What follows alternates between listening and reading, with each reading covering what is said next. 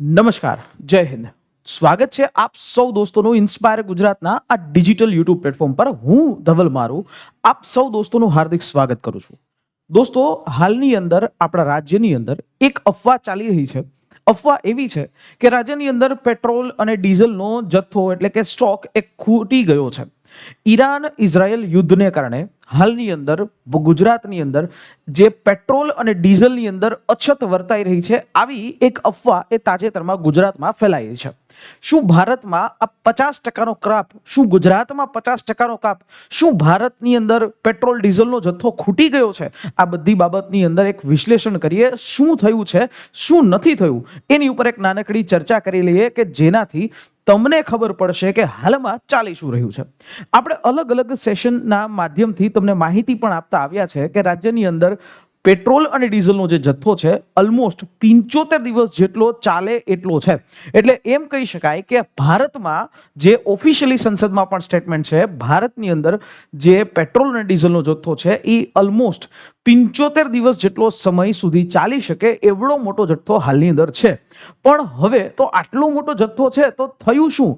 Petrol ડીઝલની આટલી મોટી અછત. અમદાવાદમાં જુઓ તો લોકોએ પેનિક બાઇંગ જે છે કરી લીધું છે કે લોકોના ધાડે ધાડા જે છે પેટ્રોલ પંપની અંદર પહોંચી ગયા, પેટ્રોલ જે છે ફૂલ ટાંકી કરાવવા માંડ્યા, અને આટલી રીતે એ પેનિક બાઇંગ જે છે કરે છે તો એનાથી અછત છે પેટ્રોલ અને ડીઝલની સર્જાઈ છે.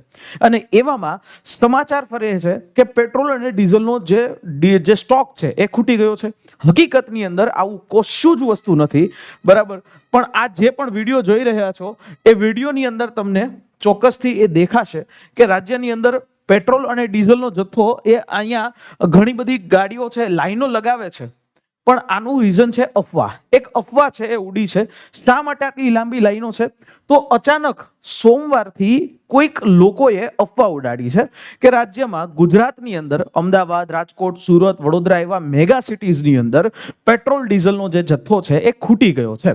એટલે થયું એવું કે આ બોર્ડ ઘણી અમદાવાદમાં તો લોકો જેવી રીતે ખરીદવા માંડ્યા, કારણ કે એક ઈરે લાઈનો છે જતી રહી અને પેટ્રોલનો જે સ્ટોક હોય એ સ્ટોક ડેઈલીના જે અપડેટ થતો હોય એ વસ્તુ ફટાફટ સવારમાં જ ખતમ થઈ ગઈ. એટલે પેટ્રોલ પંપના જે બાર બોર્ડ લગાડવા પડ્યા કે હાલમાં અમારી પાસે પેટ્રોલનો સ્ટોક નથી, બરાબર. કામ ચલાવ રીતે એ શટડાઉન કરવું પડ્યું. તમે સમજી શકો છો કે એક સાથે ધારો કે કોઈ એક દુકાનની અંદર જેટલો સ્ટોક હોય એની જગ્યાએ એક સાથે એટલી બધી ડિમાન્ડ વધવા માંડે તો એ સ્ટોક હોય એ વસ્તુનો સ્ટોક પૂરો જ થઈ જાય, અને જ્યાં સુધી નવો સ્ટોક ન આવે ત્યાં સુધી રાહ જોવી પડે.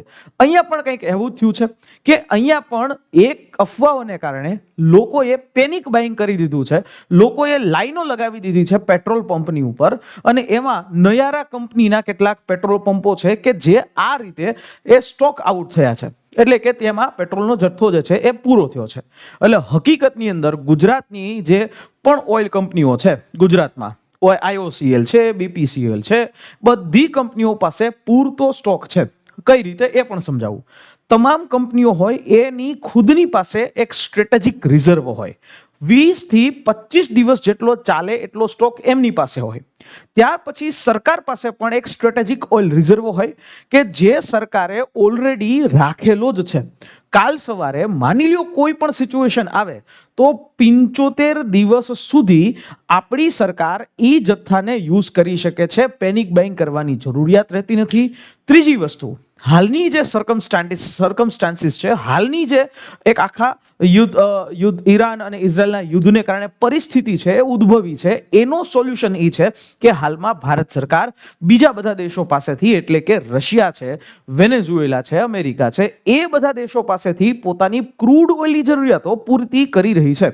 સરકારને પણ ખબર છે કે જો ક્રૂડ ઓઇલ જે છે એ મળતું બંધ થાય તો સીધી અસર લોકોના ખિસ્સા ઉપર થઈ શકે છે, મોંઘવારી ઉપર થઈ શકે છે, અને જેવી સિચ્યુએશન કોવિડ વખતે હતી એવી જ સિચ્યુએશન અહીંયા થઈ શકે છે. તો હવે તમારા મગજમાં એમ થશે કે સર, આ પ્રકારનું ક્રાઇસિસ ઊભું થયું તો ઊભું શું કામ થયું, શા માટે થયું, શું એવું વસ્તુ થઈ કે અફવા ઉડી? તો એની અંદર એક પોલિસી IOCL જેવી કંપનીઓએ તાજેતરમાં એક બદલી લીધી. બદલી એ વસ્તુ છે કે ઓઇલ કંપનીઓએ જે ડીલરો હોય છે એ ડીલરોને પહેલા 1 દિવસની ક્રેડિટ આપતી હતી. એટલે અત્યારે તમે માલ જે છે તમારી પાસે પહોંચી જાય અને 1 દિવસ સુધી જ્યાં નો તમારે 1 દિવસ બાદ એને પેમેન્ટ કરવાનું થાય. હવે આવી જે ઓઇલ કંપનીઓએ આ પોલિસી જે છે બદલી અને એનાથી થયું એવું કે તમારે હવે સેમ ડે પેમેન્ટ, અત્યારે માલ ઉપાડો એટલે સેમ ડે પેમેન્ટ આવે તો જ ત્યાંથી ટેન્કર છે રિલીઝ થાય, આવું હતું. હવે લાસ્ટ વીકની અંદર તમને ખ્યાલ છે શનિ અને રવિવાર, શનિવારે ઈદ હતી, રવિવારે જે છે રજા હતી. આ બધી વસ્તુને કારણે જે ડીલરો છે એના પેમેન્ટ થઈ શક્યા નહીં અને ઘણા ડીલરો છે એ એનઈએફટી આરટીજીએસ કરતા હોય તો એ વસ્તુ થઈ ન શકી અને એને કારણે ટેન્કરની જે ડિલિવરી છે એ ત્યાંથી નીકળ્યા નહીં. ટેન્કરો ન નીકળ્યા એટલે અહીંયાનો જે સ્ટોક હતો એ ખૂટી ગયો એટલે લોકોએ કોકે અફવા ઉડાવી અને એ અફવાની અંદર એવું થયું કે લોકો પછી વોટ્સઅપ મેસેજીસની અંદર ચારે બાજુ અફવા ફેલાણી કે પેટ્રોલનો સ્ટોક ખૂટી ગયો અને એના બધા વિડીયોઝ, લાઈનોના વિડીયોઝ છે એ સોશિયલ મીડિયામાં બહાર આવ્યા અને એને કારણે પેનિક બાઇંગ ચાલુ થઈ ગયું. જે સ્ટોક 2 વાગ્યા સુધીમાં, જનરલી 2 વાગ્યે દરરોજના સ્ટોક છે એ અપડેટ થતો હોય, નવા ટેન્કર આવે, ખાલી થઈ ગયા હોય અને એવી રીતે દરરોજના થતું હોય. પણ હવે આ જેવું ખબર પડી એટલે લોકો સવારના પોરમાં લાઈનો લગાવીને ઊભા હતા. 9:30 વાગે પેટ્રોલ પંપનો સ્ટોક છે એક ખાટ ખતમ થઈ ગયો. એટલે 2 વાગ્યા સુધી કરવું શું, એટલા માટે પાટીએ લગાડવા પડ્યા કે પેટ્રોલ હાલમાં છે નહીં. અને આમાં સિચ્યુએશન એવી થઈ કે અમદાવાદની અંદર શિવરંજની છે, માનવ મંદિર છે, પકવાન 4 રસ્તા પાસેના પેટ્રોલ પંપો છે, આ બધા પેટ્રોલ પંપો જે છે બપોર સુધીમાં તો ખાલીખમ થઈ ગયા. વડોદરાની અંદર પણ સેમ સિચ્યુએશન થઈ. નયારા કંપનીની અંદર 3-4 દિવસનો જે વિલંબ લાગી ગયો આ પ્રોસિજરની અંદર, બેન્કિંગ પ્રોસિજરમાં, તો એને કારણે જે પેટ્રોલ હતું એ પણ ખૂટી ગયું. અને જે સુરતની અંદર પણ ઘણા બધા જે પેટ્રોલ પંપ ડીલર્સના એસોસિએશનના પ્રમુખો પણ કહે છે કે એક ટેકનિકલ કારણસર 5 જ પંપો છે બંધ રહ્યા છે અને આ પંપોનો બંધ હોવાનો મતલબ કે રાજ્યમાં પેટ્રોલ ડીઝલની કોઈ અછત નથી.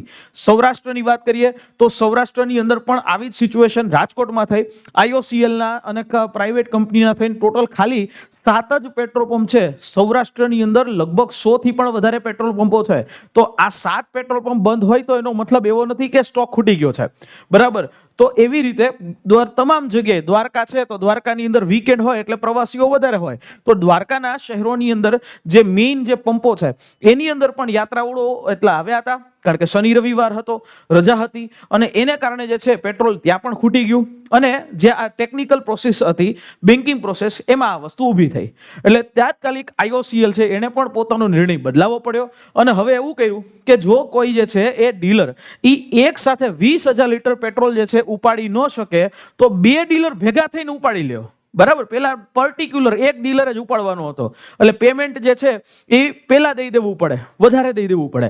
એની જગ્યાએ 2 ડીલરો ભેગા થઈ અને પણ જે છે એ આખું ટેન્કર લઈ લે તો એ વાંધો નહીં. એટલે થોડા નિયમોમાં ચેન્જીસ હાલની પરિસ્થિતિને જોતા કરવામાં આવ્યા છે.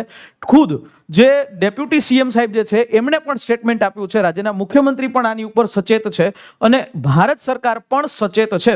કારણ કે સરકારને ખબર છે કે જો પેટ્રોલ અને ડીઝલ જે છે મળતું બંધ થયું તો સીધું જે છે એની અસર લોકોના ખિસ્સા ઉપર પડશે, પેનિક બાઇંગ થશે અને માર્કેટની અંદર, ભારતના માર્કેટમાં, ભારતના અર્થતંત્રમાં મોંઘવારી ફાટી નીકળશે. લોકો જે છે એનો જે જથ્થો હોય એ તો લિમિટેડ હોય અને એની સામે જે છે ભાવો તમામ ચીજ વસ્તુઓના વધી જશે. એટલે આ ક્યારે પણ વસ્તુ શક્ય હાલના સમય પ્રમાણે પણ નથી. અને એમાં ભારતના આપણા પ્રધાનમંત્રી સાહેબે સંસદમાં પણ વાત કરી છે, ડેપ્યુટી સીએમ સાહેબ હર્ષ સંઘવી જે છે એમણે પણ વાત કરી છે, પેટ્રોલ પંપ ડીલર એસોસિએશન રાજ્યનું છે એમણે પણ કીધું છે કે આ વાત આખી અફવા જ છે. આઈઓસીએલ છે એમના અધિકારીઓ પણ કહી રહ્યા છે કે આ કંપની પાસે પૂરતો સ્ટોક છે. તમે વિચારો કે 25 થી 30 દિવસ ચાલે એટલો સ્ટોક ખુદ કંપની પાસે હોય, પછી સરકાર પાસે આવે અને એવી રીતે ટોટલ લગભગ 75 દિવસ જેટલો ચાલે એટલો, 75 દિવસ એટલે 2 મહિના કરતાં પણ વધારેનો સ્ટોક હોય જ અને રાખવો જ પડે. કારણ કે આપણે ભૂતકાળના અનુભવોમાંથી આ વસ્તુ શીખ્યા છે અને એટલે જ કોઈએ પેનિક થવાની જરૂર નથી, પેટ્રોલ પંપ ઉપર લાઈન લગાવવાની જરૂર નથી. રાજ્યની હા બની શકે કે ખાલી ભાવ વધે ને એ પણ ભાવ વધ્યા છે, 2 રૂપિયા વધ્યા છે, તો એનો મતલબ એમ નથી કે કોઈ પેટ્રોલ અછત છે, ડીઝલ અછત છે. એટલે અફવાઓમાંથી જે છે એના ઉપર ન જવું અને જે પણ કંપનીઓ છે, ઘણા લોકોને એવું કહેવું છે કંપનીઓ છે એ સ્ટોક જાણી જોઈને રોકી રહી છે, જેથી કરીને માર્કેટની અંદર અફવાઓ ઉડે અને એને કારણે ભાવ છે વધે. પણ એ વસ્તુ સદંતર ખોટી છે અને આ વસ્તુમાં પ્રધાનમંત્રી સાહેબે સ્ટેટમેન્ટમાં સંસદમાં કીધું છે કે હાલની પરિસ્થિતિ કપરી છે, કટોકટી છે, તો આપણે લાંબા સમય સુધી તૈયાર રહેવું પડશે. પણ એનો મતલબ એમ નહીં કે આવી રીતે આપણે સંકટની અંદર તૈયાર રહેવું પડશે. બરાબર છે, કંપનીના તમામ ડેપો ફૂલ છે, ખાલી 1 થી 2 દિવસનો જે વિલંબ થયો છે, મોડું થયું છે, બીજું કાંઈ નથી. સિસ્ટમ ફરી પાછી રીસ્ટાર્ટ થઈ ગઈ છે.